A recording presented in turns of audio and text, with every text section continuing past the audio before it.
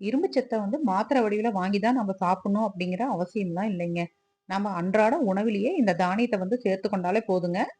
அ நம்மளுக்கு தேவையான இரும்பு சத்து கிடைச்சிருங்க. அதுதாங்க சிறுதானியங்களில சிறப்பு வாய்ந்த கம்பு.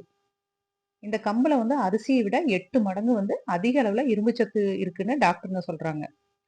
அதுவும் ரெகுலரா கம்ப வந்து உணவுல எடுத்துக்கிற பெண்களுக்கு வந்து ரத்த சோகைங்கிற பிரச்சனையே வராதுங்களாங்க. கம்புல வந்து நெறைய சத்துக்கள் வந்து நிறைஞ்சு இருக்குங்க. அதுலயும் நார்ச்சத்து வந்து நிறைஞ்சும், கொழுப்புலாம் கம்மியாவும் இருக்குங்க.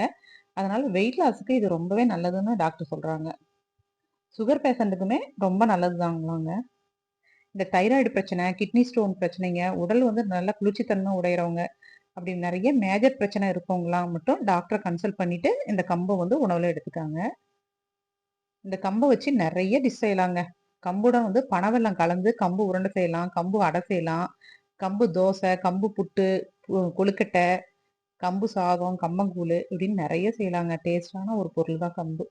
அதுவும் கம்ப வந்து மொளக்கட்டி, அந்த பால எடுத்துங்க, நம்ம ராகி பால் எடுக்கிறோம் இல்லைங்களா? அந்த மாதிரி இந்த கம்புல பால் எடுத்து குழந்தைங்களுக்கெல்லாம் குடுக்கலாங்க. நல்ல சத்து நல்லது. அதுவும் நாட்டு கம்பு கிடைச்சதுன்னா வாங்கி சாப்பிடுங்கங்க. அது வந்து உடம்புக்கு வந்து ரொம்பவே நல்லதுங்க நாட்டு கம்பு. நமக்கு தெரிஞ்ச விவசாயிகளிடம்லாம் இருந்ததுனா கூட வாங்கி சாப்பிடலாங்க. எங்க கடையுமே பொட்டுக்கல் எடுத்த நாட்டு கம்பு இருக்குங்க. உங்களுக்கு தேவைப்பட்டா கீழ டிஸ்கிரிப்ஷன்ல கீழ நம்பர் குடுக்குறேங்க. அந்த நம்பர்ல கான்டாக்ட் பண்ணுங்க. உங்களுக்கு நாங்க அனுப்பி வைக்கிறோம். இந்த வீடியோ பிடிச்சிருந்தது அப்படின்னா சப்ஸ்கிரைப் பண்ணுங்க, லைக் பண்ணுங்க, ஷேர் பண்ணுங்க.